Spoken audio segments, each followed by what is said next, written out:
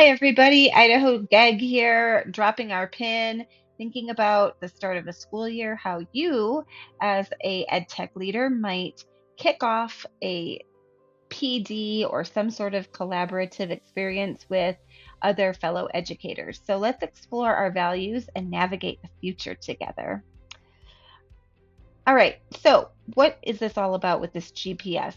Let's think about this. Right now, we're starting a new school year and we're going to be asked to move students forward. We're going to be asked to learn new things. We're going to be asked to pick up on these AI platforms and digital ed tech tools or not. Maybe we'll be learning a new way of not having as much technology in our spaces.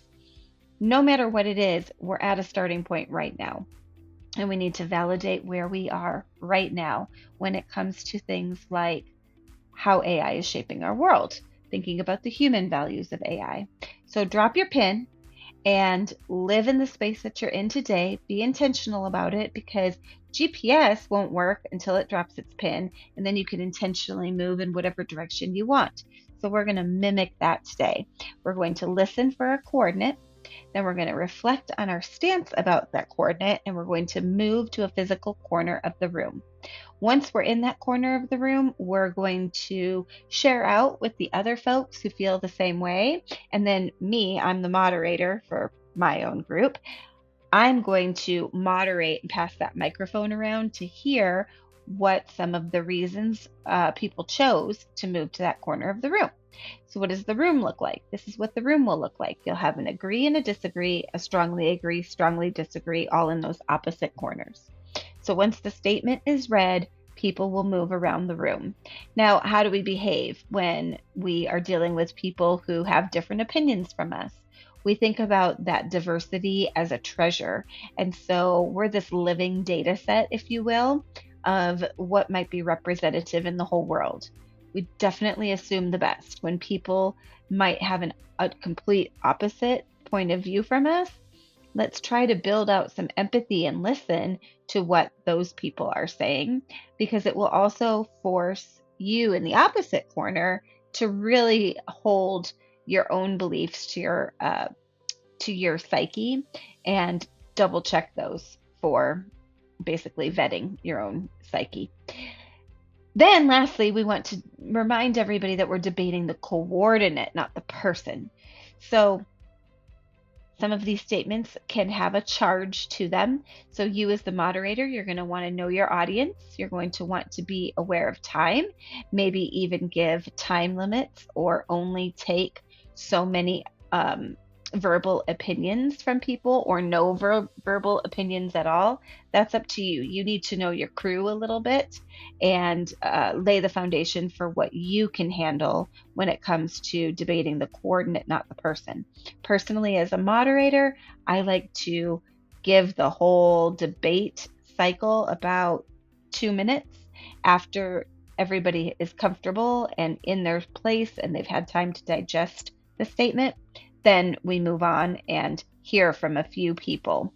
Very rarely, though, do we go from corner to corner to allow people to rebuttal one another. Kind of let that just marinate. And then remind your crew that just because you move to one corner today doesn't mean you're going to be in that same corner tomorrow, a month from now, in a year's time. You might change in any of the corners of the room. There's no guarantee that what you feel and your perception is today is going to be the same thing tomorrow. Okay, so what are these coordinates? What are these statements that are so charged that we're talking about? Well, here's one of them, and people have pretty strong opinions about this. Here's the second one. If you have been involved in ed tech for any amount of time, you've definitely heard this one come up before. And then our last one. And this one brought out a whole slew of fun when I led this conversation back in February already. That was a long time ago. So I would wonder how it would be perceived today. And then I like to save this until we're all done because I don't want any self-fulfilling prophecies where people read about who they might be or see these statements and then move to a corner of the room based on their statements. Now, you should note that I made this with Notebook LM. I added my own sources, and this was one of the artifacts in the slideshow that it gave. Perhaps you don't see this the same way. This whole slideshow is yours. Please feel free to do with it as you please.